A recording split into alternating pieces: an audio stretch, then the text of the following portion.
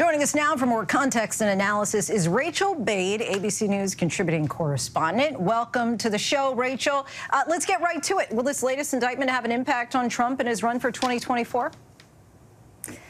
Good evening, Lindsay. And I would say it depends on whether you're looking short term or long term here, because the answer is actually the exact opposite. I mean, in the short term, you sort of looked at this warped reality almost, where the indictments continue to help Trump. I mean, every time one of these new sets of charges comes out, his fundraising numbers, they go up. He goes up in the polls. The entire conservative apparatus very much rallies behind him. And more than that, he sucks up all the oxygen in the room when it comes to headlines in 2024, which means his rivals, they can't break through, all the news that's going on. They can't get their message out to voters, so it helps him.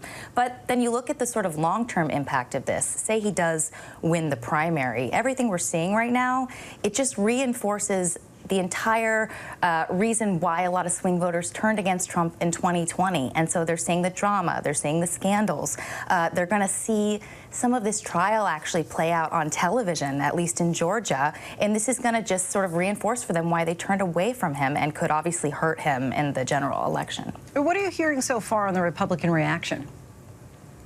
Well, some of it's basically what you would expect. I mean, on Capitol Hill, Speaker Kevin McCarthy, House Judiciary Committee Chairman Jim Jordan, these are obviously big allies of Donald Trump. They're coming out saying, this is, again, the weaponization of government.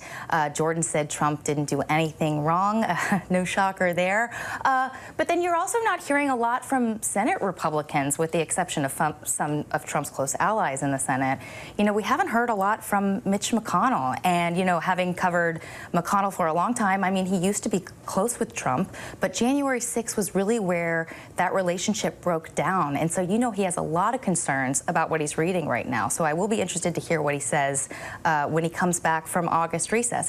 The White House is still not weighing in on these indictments. Should we expect that to be their posture going forward?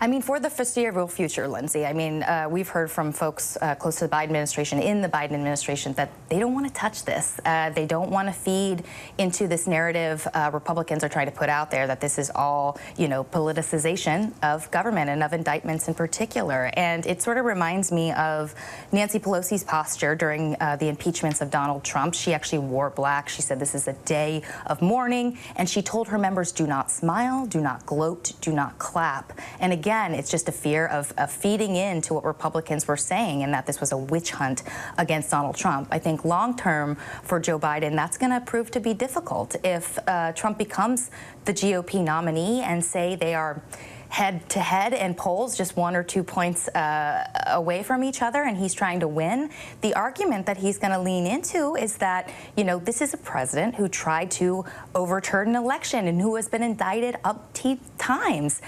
Do you really want to vote for this guy, or do you want to vote for me? So I do wonder how long they can sort of maintain that, especially as we get closer to Election Day. We will be watching and waiting. Rachael Bade, our thanks to you. Hi, everyone. George Stephanopoulos here. Thanks for checking out the ABC News YouTube channel. If you'd like to get more videos, show highlights, and watch live event coverage, click on the right over here to subscribe to our channel. And don't forget to download the ABC News app for breaking news alerts. Thanks for watching.